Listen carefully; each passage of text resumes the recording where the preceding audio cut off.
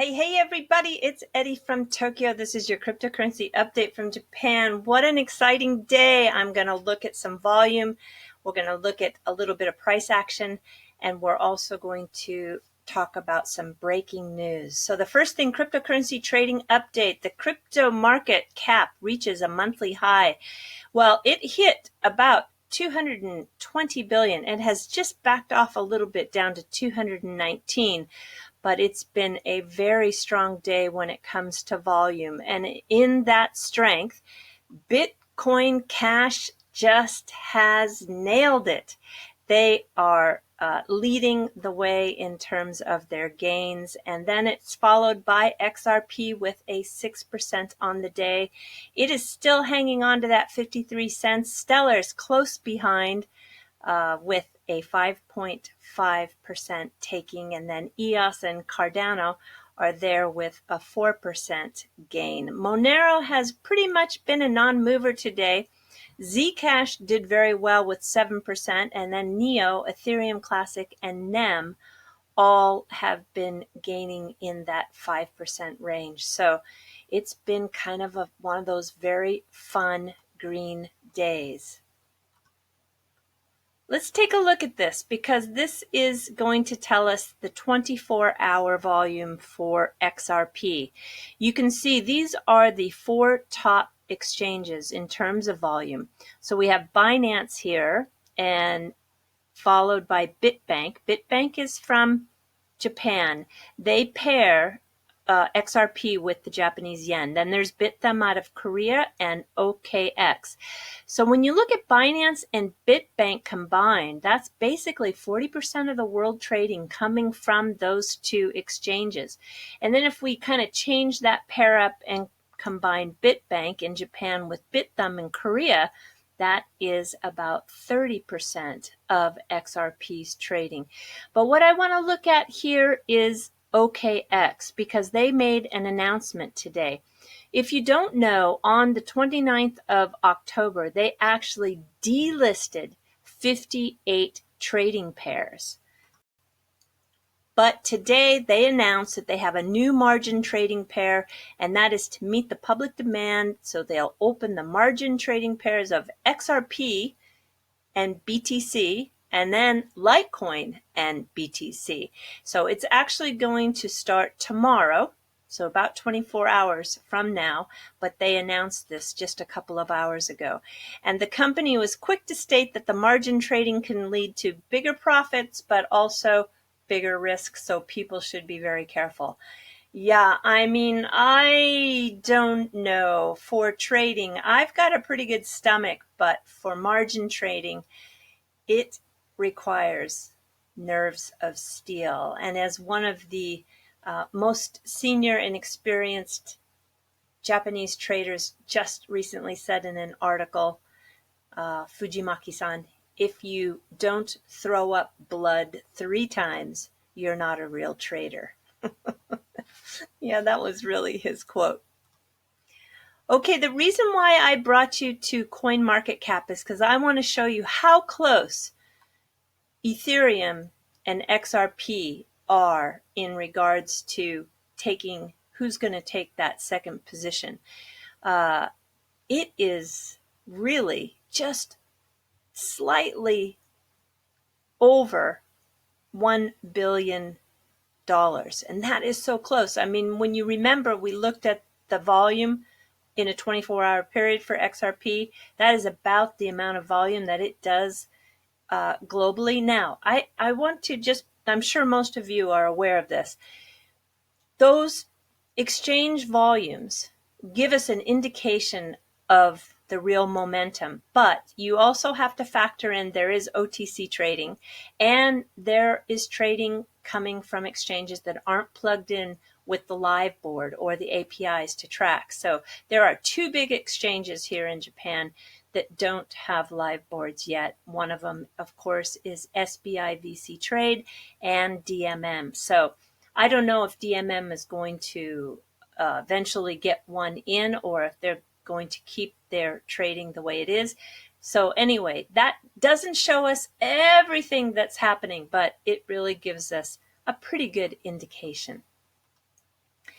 All right, remember yesterday's story? I talked about they were close on the heels of the hackers that took the 60 million in Bitcoin Cash, Bitcoin, and MonaCoin from the Zaif exchange in Japan back in September. Well, just as Japan does, they always let a little bit of information out before they tell you the full story.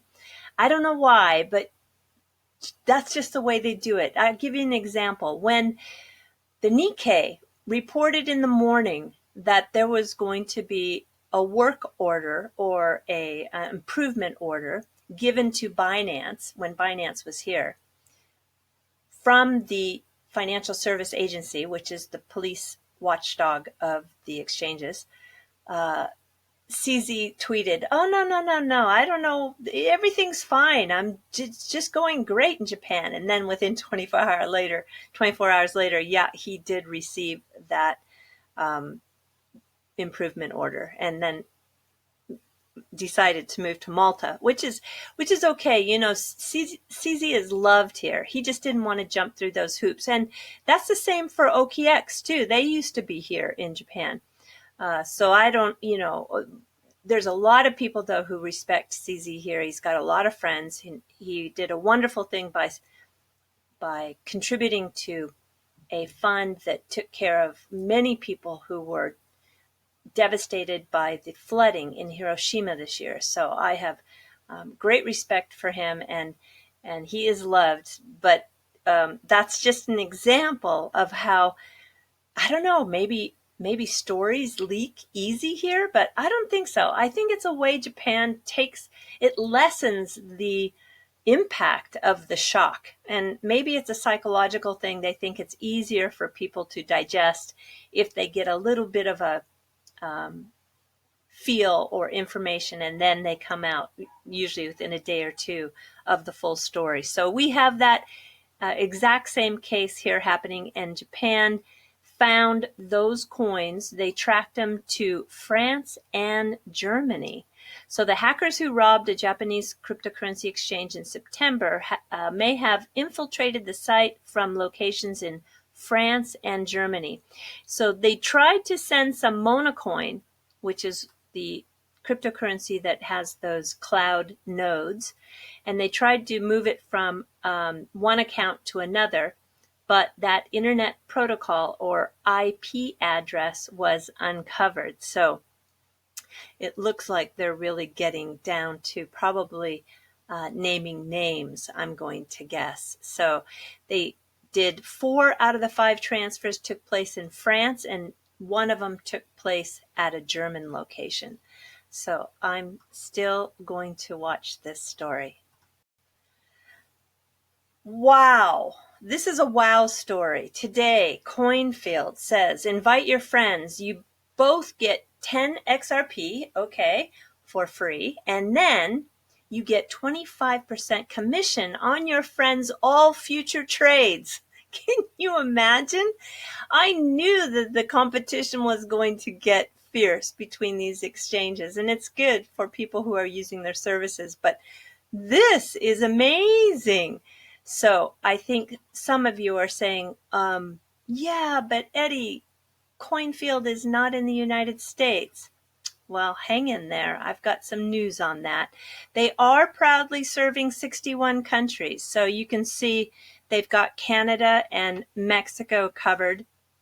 Within Europe, they are in 27 countries. Latin America, they're in 11 countries. Asia, they've got it covered with the main 12. They are even pretty well covering the Middle East, a couple of countries in Africa, and then, of course, Australia and New Zealand. So, all right, I thought the same thing. The people in the U.S., they're just not going to feel very happy with this story. So, I tweeted earlier today, hey, CoinField, I'd like to know when you will include the U.S. market for customers. I wish to share this in today's video. Thank you in advance, Eddie. Hello, Eddie. our legal team is working hard to make sure we are fully in compliance with all the U.S. regulations before we allow any U.S. citizens to register on CoinField. Currently, we do not have any ETA on that, but we are pushing to make this happen in 2019, coming soon to the U.S. So I am very thankful that CoinField, you gave us a quick answer. I appreciate that. And I really hope you don't discontinue your commission campaign. I couldn't find that you have an expiration date, so I hope that it's going to continue so that the people in the U.S. can partake in that too. What a way to get your exchange off the ground. I mean, that is compelling. All right, I'm going to the fluff story, and this fluff story is for CoinField. So every sister city every city has a sister city. So the CoinField, if you don't know, they're in Canada. You probably know, but they're in Vancouver, BC. So the sister city to Vancouver, BC, in Japan, is Yokohama. What a great, you guys are lucky to have Yokohama as a sister city. It is just about 20 minutes or a half an hour down the Tokaido-sen straight shot from Shinagawa, which is central Tokyo. It's very, very close. If you want to jump on the bullet train, you can be there in 12 minutes, but that's kind of a waste to go so short if you're going to get on the bullet train. It is about 3 million people. It's just like the perfect size, not too big, not too small. It's a lot different than Tokyo, and I want to point out some of those reasons why. Tokyo is, it's in the Tokyo, people who live in the 23 wards, which is a Tokyo address, is about 10 million. But when they look at the outer areas of Tokyo and the people who come in and commute, it goes to about 25 million by day. So it's quite a bit larger than Yokohama, but that's the nice part about Yokohama is it doesn't feel so crowded. And it is the second largest city in Japan. Now, Yokohama is special because during the Edo period, which was from 1603 to 1867, that is the time that foreigners were not allowed in Japan. It was totally isolated and closed. But when they opened up to foreigners, Yokohama was where the foreigners could go, and that's where the foreigners could live. And they then created a really great neighborhood.